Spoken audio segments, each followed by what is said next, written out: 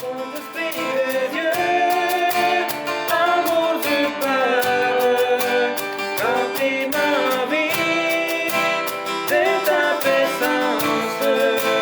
Viens dans mon cœur, renouvelle ma vie. Bonjour, nous allons nous recueillir avec la prière de l'Esprit Saint. Viens, Esprit Créateur, visite l'âme de tes fidèles, emplis de la grâce d'en haut les cœurs que tu as créés.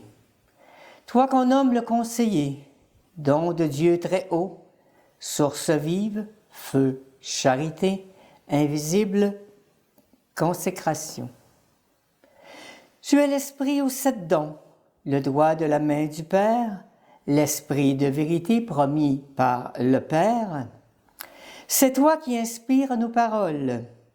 Allume en nous ta lumière, emplis d'amour nos cœurs. Affermis toujours de ta force la faiblesse de notre corps. Repousse l'ennemi loin de nous. Donne-nous ta paix sans retard. Pour que, sous ta conduite et ton conseil, nous évitions tout mal et toute erreur. Fais-nous connaître le Père, révèle-nous le Fils, et toi, leur commun esprit, fais-nous toujours croire en toi. Gloire soit à Dieu le Père, au Fils ressuscité des morts, à l'Esprit consolateur, maintenant et dans tous les siècles. Amen. En ce 8e jour de la neuvaine du Saint-Esprit, nous allons réfléchir aujourd'hui sur la crainte de Dieu. Cette crainte de Dieu qui nous amène à une adoration profonde. Ma génération et celles qui l'ont précédée n'ont pas vécu dans la crainte de Dieu comme nous l'entendons aujourd'hui, mais dans la peur de Dieu. On enseignait à ce moment-là un Dieu punisseur, un Dieu vengeur. C'était l'époque. Vous vous souvenez sans doute de l'œil dans le triangle.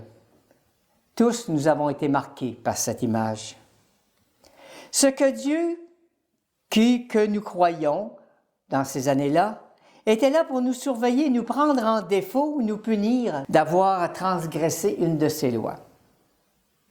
Bien sûr, à l'époque, on ne voulait pas d'un Dieu faible. Un père, ça doit être fort. Aujourd'hui, nous parlons plutôt de la crainte d'offenser Dieu. Qui dit crainte de Dieu dans le sens de crainte d'offenser Dieu, dit confiance en Dieu. S'en remettre en lui, car lui seul peut nous guider, via l'Esprit Saint bien sûr, au don de piété. Ce don qui nous met sur la voie du salut. Le pape François nous dit, comme le don de piété nous fait grandir dans l'amour de Dieu, il nous fait croître dans l'amour, dans la communion avec nos frères et sœurs, alors nous sommes capables de nous réjouir avec ceux qui sont dans la joie et pleurer avec ceux qui sont dans la peine. Plus grande est notre confiance, plus grande est notre écoute. La question est, comment peut-on entendre le silence dans notre société qui est si dépourvue de silence? Vous le comprenez, le silence est nécessaire. Comme il est dit dans Matthieu chapitre 6, verset 6, « Retire-toi dans ta chambre, ferme la porte. » L'adoration développera le grand don de piété qui nous rendra conscients que Dieu est toujours là, à l'intérieur de nous, toujours prêt à faire grandir l'union entre lui et nous.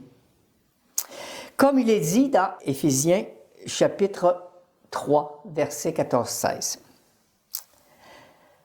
En découvrant que la douce paternité de Dieu le Père est unique, on ne peut qu'avoir une affection filiale envers lui, une confiance à toute épreuve, dans la gratitude et la louange. Cette relation de confiance développera aussi une grande tendresse envers lui. Nous avons été marqués par le sceau de l'Esprit Saint, à la confirmation entre autres.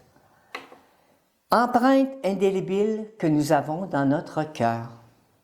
Eh bien, cette empreinte peut grandir, nourrie par la prière fervente dans l'adoration, rendant notre nature humaine de plus en plus belle à la ressemblance de Dieu. Maintenant, frères et sœurs, à nous de prier l'Esprit Saint afin qu'il nous rende sereins, en paix avec Dieu, et qu'il nous apporte sa douceur, cette douceur qui est si nécessaire à notre monde d'aujourd'hui. Amen. Bonne fin de neuvaine.